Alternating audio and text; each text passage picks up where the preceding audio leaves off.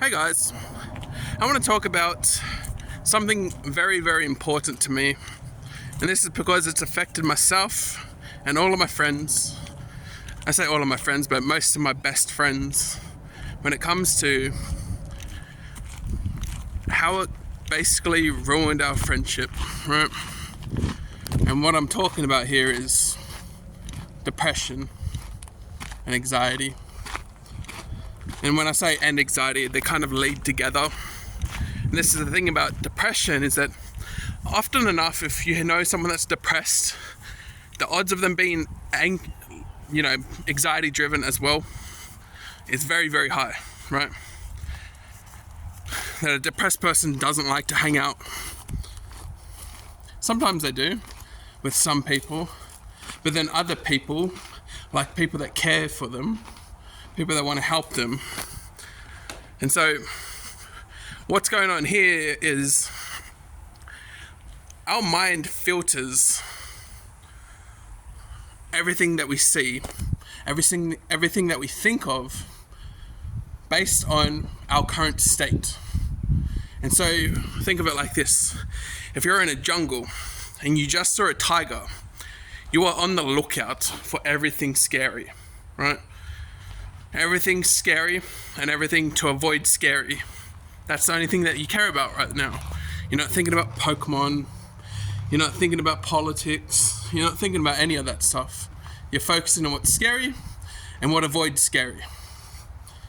And this is what it's like to be socially anxious and in a social situation. They're only thinking about how to escape the fear and how to hide from, how to spot the fear. Like they're looking for people that will make them fearful and how to avoid those people. How to avoid those people. They might go and hang out with friends rather than be alone, right? They might go home rather than be near other people. And that's because they can only think about that stuff. And so when it comes to people that are depressed and someone tries to help them, they're not thinking about you as someone that's actually trying to help them. They're thinking about you potentially being another person to make them sad. This person's trying to control me. This person's trying to use me. This person is trying to put me down, trying to tell me all my flaws, and therefore make me sadder, right? Make me more depressed. Again, I don't like really using the word depressed, because if you strip back the title, it's pretty much just prolonged sadness or reoccurring sadness. The thing is, depressed people, I know plenty of them, and I was one of them. There are certain things that can make them happy.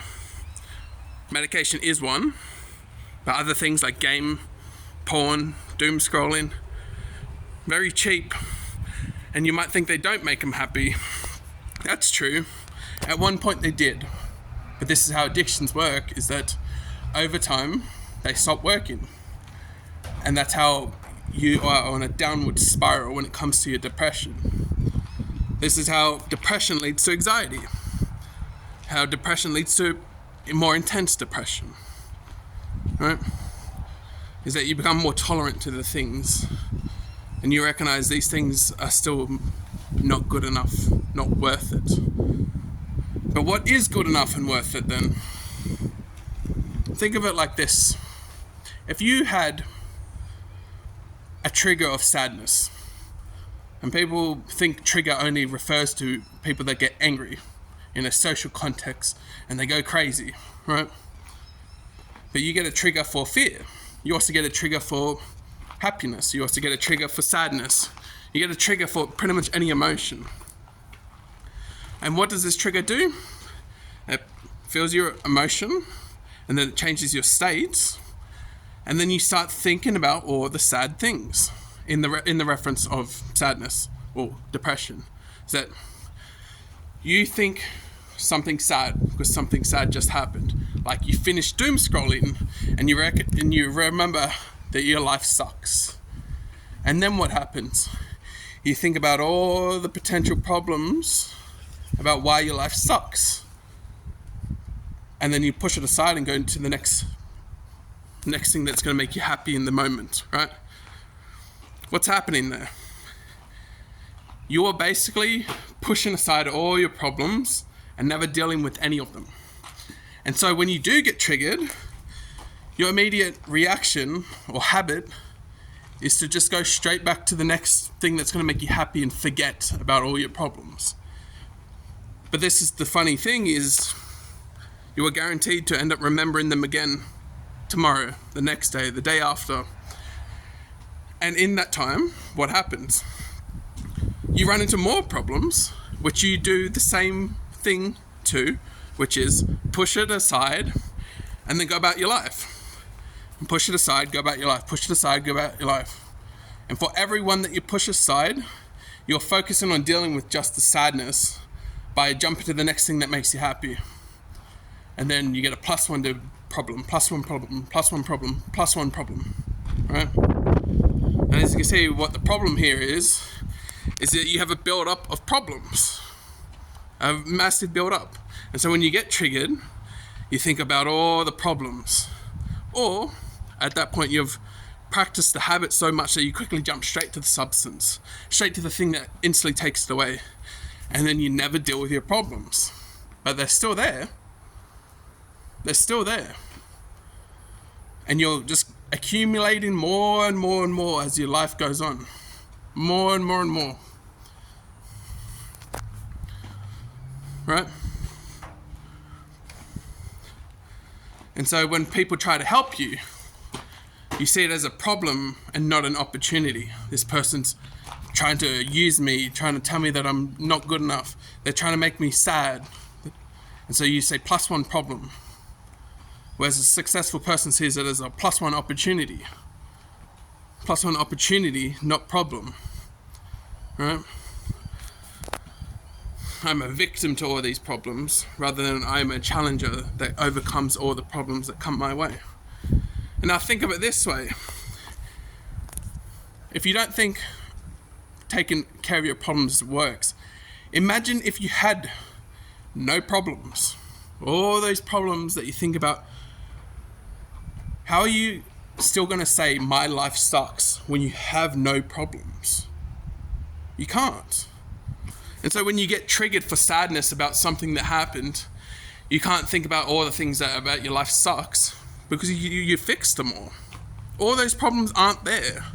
So you won't get these thoughts that keep showing up. You know, you watch a sad movie and then it finishes and then you can't say, oh, this thing, that thing, this thing, that thing. No, you overcame those problems. What happens when you're not in a state of sadness? Remember, it's about your state, about what you filter out. And so if you're in a state of sadness, you only look for the sad stuff. If there's no sad stuff, then what? Then you only see opportunities. You see all the ways that you can improve your life. All the ways that you can enjoy your life. Right?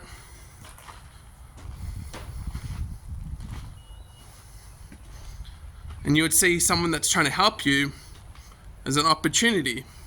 This person genuinely cares about me. This person is not actually trying to make me sad or put me down or tell me I'm not good enough. That they're actually genuinely trying to help. Whether you follow their advice or not, you don't see them as a problem. Because when you see them as a problem, what do? You feel pressured by the problem and you do what you do to all your other problems. You push them aside. And this is how you get anxiety. Because you have social anxiety about pushing people aside. But your way of dealing with problems is pushing problems aside. And so you get stuck in this spiral that more and more pressure comes onto you. And you push and resist more and more against the problems. And this is how people end up with social anxiety through the roof that they never even leave the house anymore. Right? Because they go through this spiral.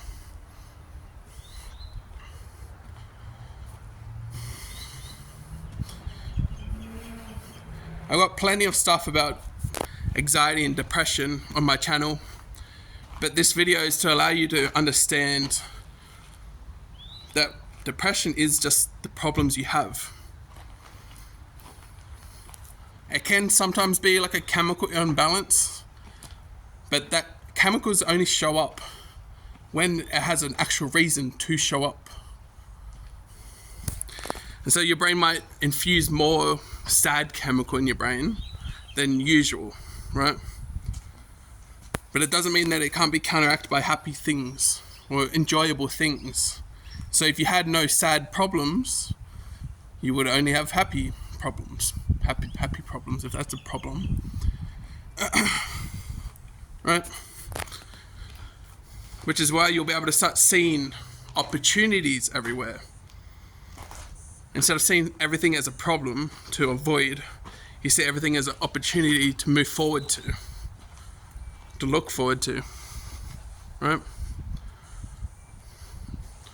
And that's just going to be infinitely more valuable than keeping things the way they are. And this is so dear to me because a lot of my best friends couldn't overcome it. And I guess at the same time I wasn't a good enough helper, but they also didn't want help. The difference between you and them is you actually want help. That's why you're watching this video. Right? If you're someone that is watching the video for the sake of trying to help someone in your life, you need to be better yourself. You need to spend time on yourself, because the odds of you being good enough to help them, very unlikely. That's in a state when they don't want help, it's very, very unlikely. Right? You need to basically be the top potential role model for someone that's even depressed. And that's really fucking hard, because they're doing this filter thing that I'm talking about. They don't filter you as someone that can help, and they filter you as someone that's just trying to control them or make them worse or get pressure, because they're only thinking of you as a problem, right? Again, I had a friend who we hung out basically daily, but now they just kind of see me as a problem, and they barely talk to me anymore. They ghost me, despite me being probably, not trying to beat up myself, but one of the best people in their life, right? So it doesn't matter how good you are right now, you're probably just not good enough for them to even care to listen, because you basically have to pierce some real deep fucking psychology when it comes to them seeing you as like a role model or whatnot, someone that they can trust to help them. And it's not your fault. It's because they've been listening to other experts who definitely have more experience than you, and they haven't been able to help, right? It's the reason why they don't think that you could help, because they've tried to get help from experts, and that's failed them. So why would you be any different as to some random friend of theirs, right? So don't blame yourself, but just keep improving on yourself, you know, until I find a solution myself to actually help these people that don't want to be helped. I mean, the best thing you can do is accept that they are just going to be pressured by you and see you as a problem until something magical happens, right? It just is what it is.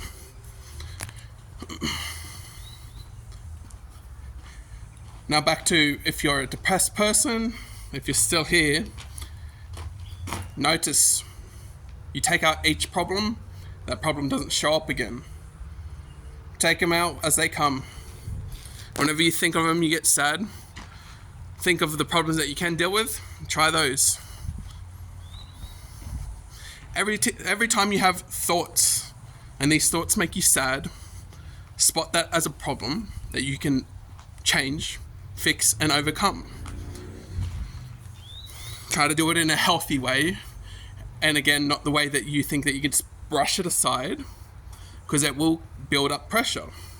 For each problem, you're just filling up your cup, and then when it's full, no more opportunities. You struggle to find any opportunities, right? So that's the juice of the video. So I believe in you guys. Good luck.